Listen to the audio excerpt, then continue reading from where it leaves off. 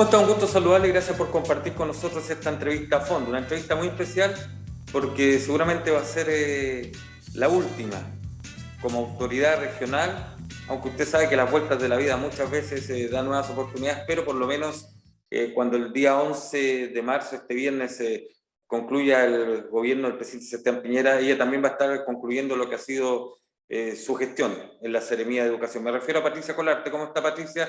Un gusto tenerla acá en esta entrevista a fondo. Muchas gracias por la invitación. Siempre es un agrado tener la oportunidad de conversar con usted. Patricia, ¿cómo se siente considerando que estamos ya en la última cuenta, ¿no es cierto?, los últimos días de lo que es esta gestión de gobierno del segundo Sebastián Piñera? Mira, yo diría básicamente que no ha sido un periodo fácil, ¿ya? Yo diría que nos hemos enfrentado a tres contextos muy complejos. Por ejemplo, en el año 2018 fue el tema medioambiental en la parte de las comunas de Puchuncaví y Quintero, una situación que como gobierno regional tuvimos que abordar, pero que a educación le tocó una parte tremendamente importante, dadas las condiciones de infraestructura que se encontraban los establecimientos educacionales, en donde ahí el Ministerio de Educación hizo un esfuerzo adicional, justamente con fondos de emergencia para apoyar a ambas comunas, ¿ya? El año 2019 todos sabemos lo que nos tocó vivir, que fue el estallido social, y por supuesto que eso también nos generó una serie de dificultades. En algunas comunas, particularmente tuvimos no presencialidad de la educación, del sistema escolar, cosa que ya todos sabemos, ¿verdad? Porque hay mucha investigación al respecto cómo afecta a los estudiantes. Y el tercer hito complejo ha sido la pandemia de estos 2 años que han sido muy duros, muy difíciles, muy complejos, que hemos tenido que desarrollar una serie de dispositivos y apoyos adicionales a los establecimientos educacionales justamente para apoyarlos en una situación que nadie de nosotros esperaba y que no estábamos preparados para ello. Ahora, en ese aspecto, el ministro, el señor Figueroa, ¿no es cierto?, insistió en vacaciones, en enero, ¿no es cierto?, en verano, que las clases iban a comenzar sí o sí en marzo de este año en cuanto a la presencialidad. Hubo bastante objeción, hubo bastante gente que se opuso a esto, ya las clases están en curso. ¿Cuál es el balance que hace usted de estos primeros días de clases presenciales tras casi 2 años en pandemia y en que quizás lo telemático fue la principal herramienta de aprendizaje para los alumnos de nuestro país? Mira, yo lo que sí quiero aclarar es que nosotros como Ministerio de Educación, Secretaría Ministerial, direcciones provinciales, hemos trabajado durante los 2 años acompañando a los establecimientos educacionales. Y esta preparación o este anuncio respecto de que partíamos el día 2 de marzo, estaba claro desde el año pasado, en el mes de noviembre y diciembre, cuando sale justamente el calendario escolar que va a regir el año siguiente. Y para ello, el segundo semestre del año pasado yo creo que fue una muy buena experiencia de pilotaje para los establecimientos educacionales con esta atención híbrida que había, en donde se atendía a un grupo de estudiantes y otro grupo estaba en línea, permitió que los establecimientos educacionales pudieran pilotear esta recepción de los estudiantes, la preparación de los espacios educativos, la implementación de los protocolos de seguridad que cada colegio debe implementar en los establecimientos educacionales, y la misma experiencia que eso ya de alguna manera le daba cierto bagaje a los colegios, a los padres, a los apoderados y especialmente a los estudiantes, que nos tocó el año pasado observar el comportamiento impecable que ellos tenían respecto de las medidas sanitarias. Ahora, Patricia, con respecto al tema de las medidas sanitarias, no estaba exento de complicaciones. Por ejemplo, hemos sabido lo que pasó en el Liceo Bicentenario Viña del Mar, el ex liceo número 2, donde llegaron profesores y se encontraron con una realidad totalmente diferente a la que se señalaba que iba a haber, en cuanto a limpieza, en cuanto a fecas de paloma, algunos dicen de roedores, baños sucios. ¿Por qué se dio esta situación? Situación que incluso se ha propagado a otros colegios, como ha ocurrido en las últimas horas con un colegio en Rocuán, donde los apoderados se tomaron este lunes, ¿no es cierto?, el colegio, producto de que no está en las condiciones de ella, producto de esta misma situación. Mira, aquí la responsabilidad la tiene el sostenedor que tiene un calendario escolar que fue entregado el año pasado, a fines de año, que tiene los recursos suficientes como para poder eh, tener las mejores condiciones sanitarias en los establecimientos educacionales.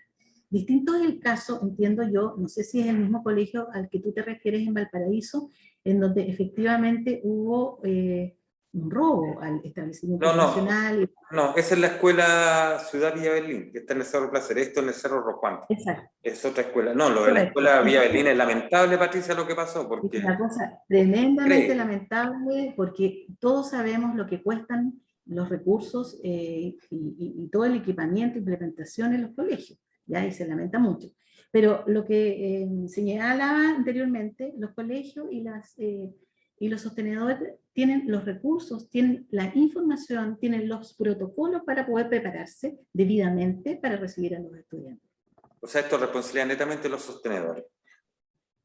Los sostenedores son quienes tienen que preparar todos los espacios para que esto se cumpla, como Claro, corresponde. porque hoy día, ¿no es cierto?, está este tema de que si algo pasa, inmediatamente viene y se les boza la responsabilidad o a autoridades anteriores o bien se les boza a las actuales autoridades regionales. Mira, para eso, si tú conversas con los sostenedores en general durante los 2 años anteriores, incluso durante el periodo de la pandemia, una cosa que siempre se han quejado los sostenedores, que reciben recursos variables y tienen gastos fijos. Pero durante estos últimos 2 años y medio, prácticamente han tenido ingresos fijos.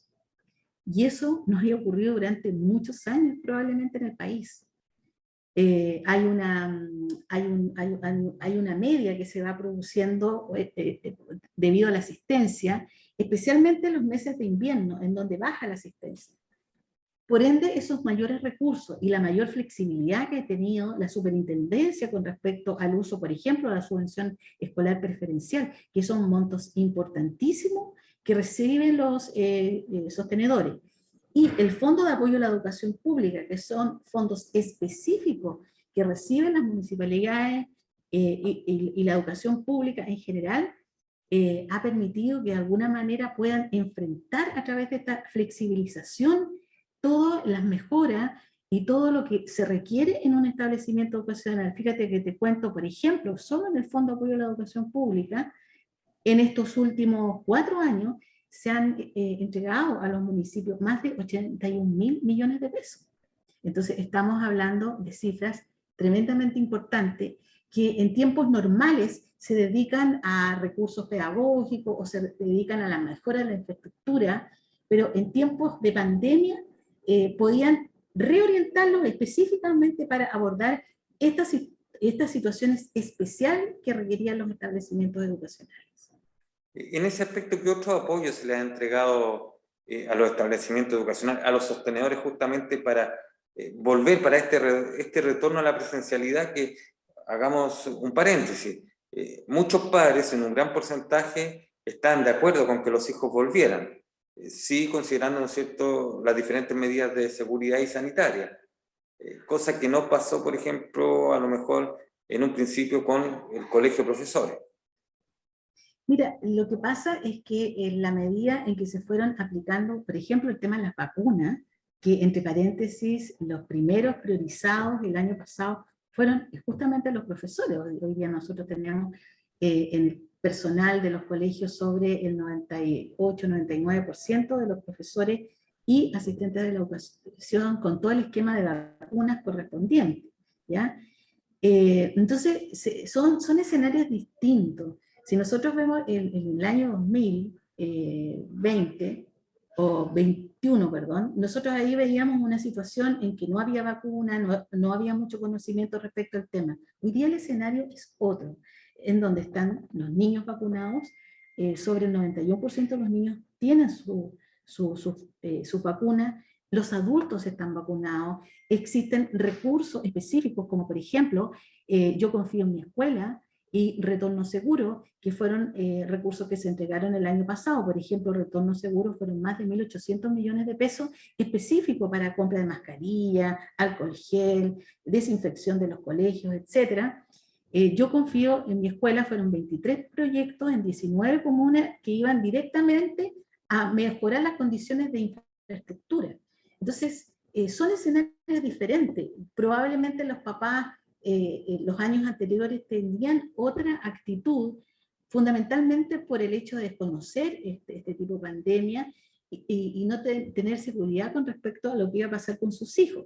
Hoy día hay mucho más información, los papás saben cómo se aplican las medidas sanitarias en los colegios, hay recursos para que los colegios puedan enfrentar esta nueva situación y en general lo vimos. Yo he estado todos estos días visitando distintas comunas y he visto la alegría con la que llegaron los niños al colegio, la alegría de ellos, la alegría de los papás. Le preguntamos a los niños, ¿cuál es el lugar en donde ustedes mejor aprenden? Y ellos claramente dijeron el colegio. Entonces, en ese sentido, había muchas ganas también de volver. El Ministerio de Salud junto al Ministerio de Educación, ¿no es cierto?, revisó e implementó un protocolo especial. Así Se es. encuentra que en las últimas horas se han tenido algunas críticas del colegio médico, producto de las situaciones como se ha ido dando. Ahora, las cifras de los últimos días han ido de alguna forma aterrizando el tema de los contagios, de la positividad, y se ha ido resolviendo en cuanto a que la vacuna ha comenzado a ser efectiva. De hecho, este lunes, ¿no es cierto?, ya comenzó la vacunación para los mayores de 18 años hacia arriba. Ahora, desde esa perspectiva, Patricia, muchos han hablado de que el tema de la mascarilla puede ser complicada para los niños chicos. Desde el Colegio Médico también llaman a seguir potenciando las medidas de autocuidado. ¿Hay alguna posibilidad que efectivamente en los cursos menores el uso de la mascarilla se pueda analizar y conversar, o eso definitivo va a quedar para el próximo gobierno que asuma a partir de este 11 de marzo? La verdad es que es el Ministerio de Salud quien es el órgano rector en materia sanitaria, ¿ya? Y por lo tanto, este gobierno y el que venga tiene que trabajar de manera conjunta con el Ministerio de Salud.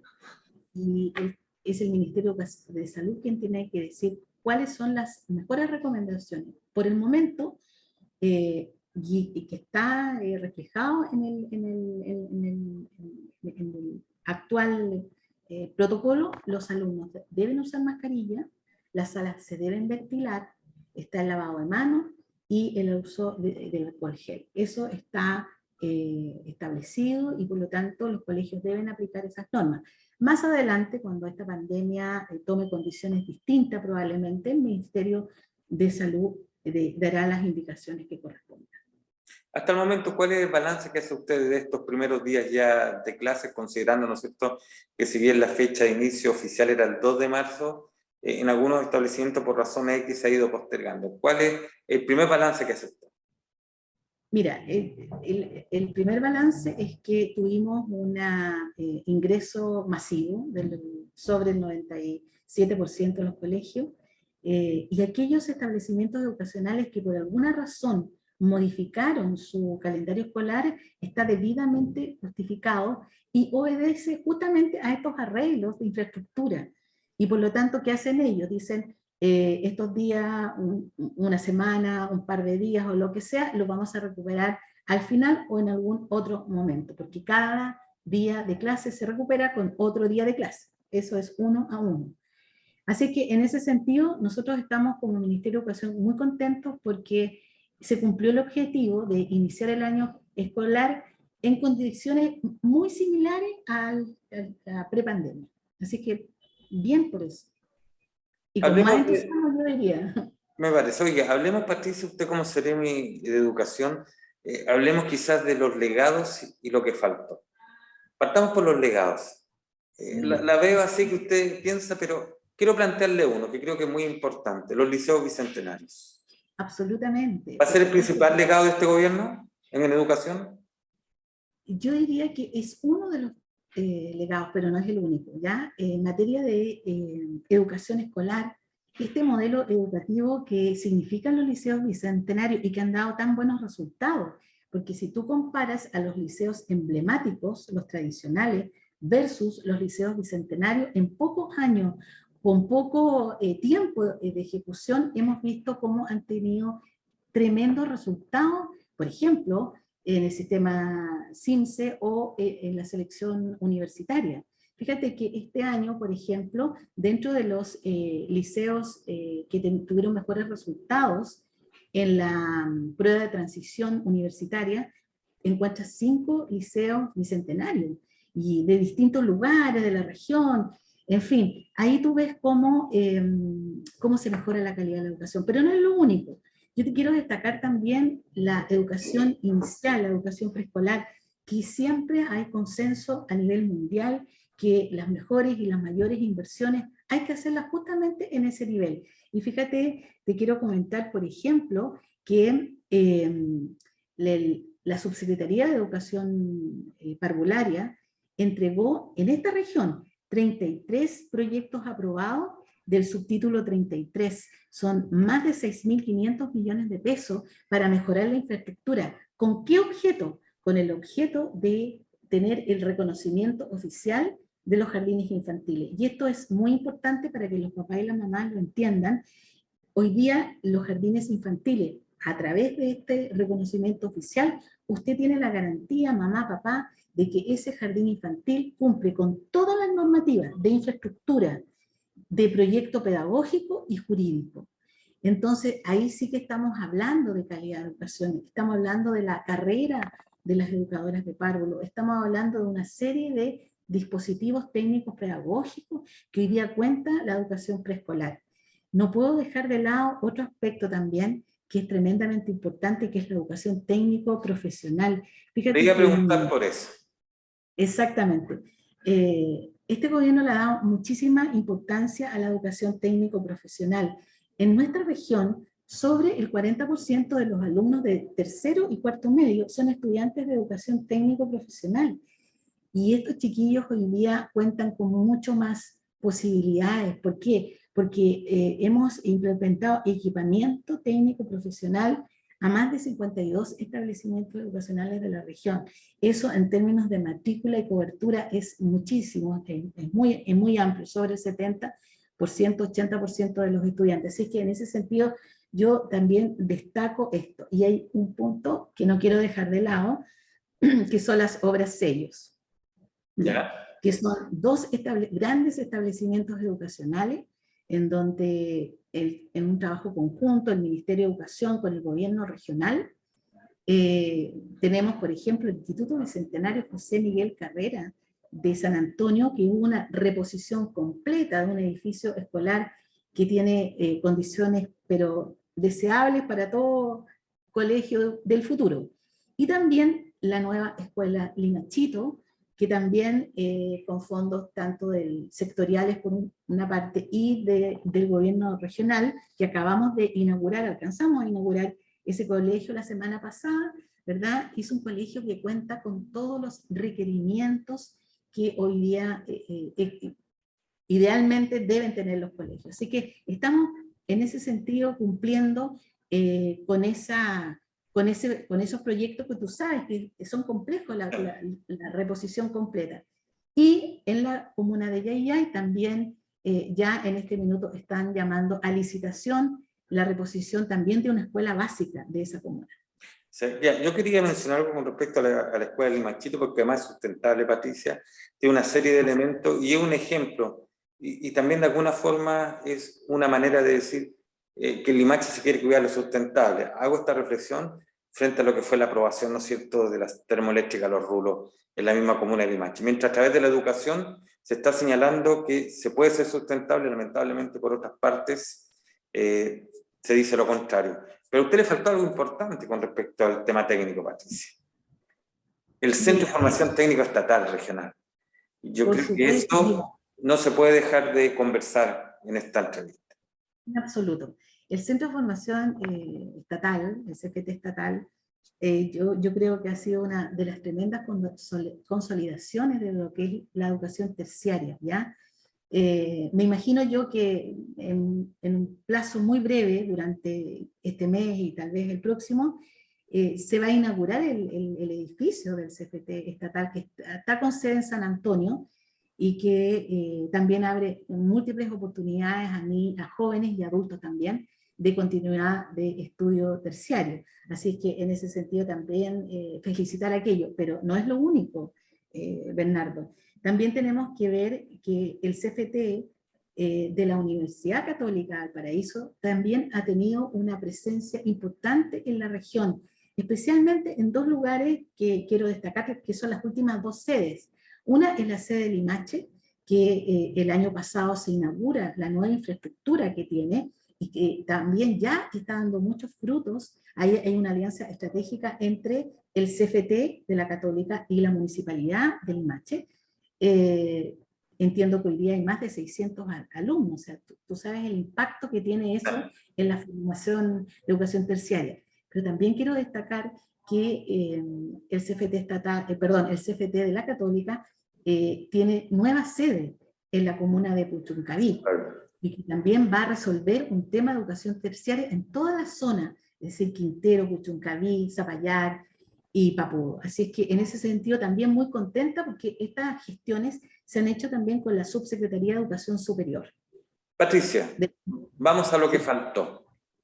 ¿Qué le faltó? ¿Qué le habría gustado poder concretar en estos años? Y considerando además que este es su segundo periodo, porque usted debe ser de las pocas autoridades que estuvo en el primer gobierno del presidente Piñera como Seremi de Educación, y estuvo en este segundo gobierno los 4 años.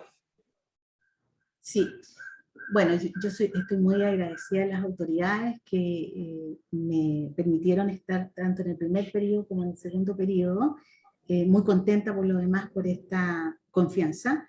¿Qué faltó? Faltaron, yo diría, dos temas tremendamente importantes en Valparaíso y Juan Fernández, ¿ya? Faltó terminar la escuela Ramón Barros Luco, ¿ya? Que quedó con recursos, fondos y todo lo demás, pero no se alcanzó a ejecutar. Eso tuvo muchas dificultades, ese proyecto, ¿ya? Un par de licitaciones fallidas, cierre de contratos, etc. Y la escuela de la isla Juan Fernández también ha sido un tema que no ha sido fácil, ¿ya? Tuvimos que enfrentar situaciones con autoridades comunales, que no hubo acuerdo en donde había que reubicar el establecimiento educacional, y posteriormente con CONAF, en fin. Pero en este momento ya está la Dirección de Educación Pública y el Servicio Local de Educación de Valparaíso trabajando de lleno en aquello, y esperamos que se realice esto en el más breve plazo. Cuando nos queda un minuto, no puedo dejar de preguntarle por un tema que a lo mejor es ajeno a su cartera, a la educación, pero que la involucra directamente a usted. ¿Cómo se sintió cuando escuchó su nombre, ¿no es cierto?, en alguna denuncia por dineros que se pagaron en la Corporación Municipal de Viña del Mar, en un tema judicial que iba en contra de la ex alcaldesa Virginia Reginato y también del ex gerente de la corporación? Mira, muy mal, yo me sentí pésimamente mal, porque lamentablemente tengo que decir que todo esto tengo conocimiento a través de los medios de prensa y redes sociales, porque hasta el día de hoy yo no he recibido ninguna situación formal, ¿ya? Pero lo que quiero sí decir, ustedes me conocen, llevo muchos años trabajando acá en la región de Valparaíso, he trabajado en distintas comunas, dedicada mucho tiempo a lo que es la educación pública. Decirles que yo niego absolutamente haber recibido algún beneficio indebido, ¿ya? Eso lo quiero dejar muy en claro.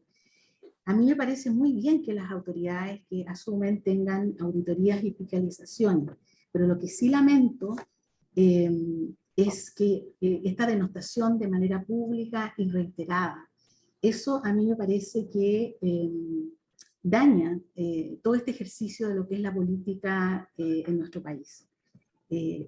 Hay que investigar, todos nos tenemos que poner a disposición de las autoridades, como corresponde, ¿verdad? Pero hay que ser cuidadoso también, porque aquí detrás de toda persona hay una carrera profesional, hay familia, hay una trayectoria y yo creo que es muy dañino, ¿verdad? Esto. Fíjate, Bernardo, te quiero decir que no es la primera vez. Yo ya tuve una acusación que tuve que lamentablemente llevarla a la justicia, que falló a mi favor. Entonces, vivimos en un mundo muy convulsionado, con muchos problemas. Estamos viviendo situaciones muy duras en el mundo y por lo tanto, esto también requiere una actitud personal, yo diría emocional, afectiva, distinta. No son momentos fáciles y por lo tanto, tirar algo así, tan duro, afecta a una persona, pero también afecta a una familia. Eso es lo que yo te puedo decir. Perdón, y tengo entendido, Patricia, que su nombre no aparece dentro de la acción legal, No, sino que se no. dio a conocer públicamente por otro tipo de fuentes. Así que Así es. Pero está en nosotros manos de siempre abogados. dispuestos a colaborar. Está en manos de Sí, por supuesto. abogados, ¿no es cierto? Así es. Bueno, Y dispuesta Patricia, a colaborar en lo que sea. le agradezco mucho la amabilidad. Yo sé que hay temas que son complicados, pero hay que tratarlos. Y la franqueza de siempre creo que ha sido importante destacarla con usted. Así que muchas gracias por esta entrevista a fondo en que hemos conversado sobre el tema de la educación. Le deseamos que tenga, ¿no es cierto?, un muy buen futuro próximo en lo que viene y que todo salga muy bien para usted y su familia. Muchas gracias por conversar con nosotros. Muchas gracias a usted por la invitación. Hasta Gracias. luego. Patricia Colarte, Seremi de Educación, haciendo un análisis y conversando a fondo sobre diversos temas de interés en nuestra región sobre este ámbito. Que esté muy bien usted y su familia.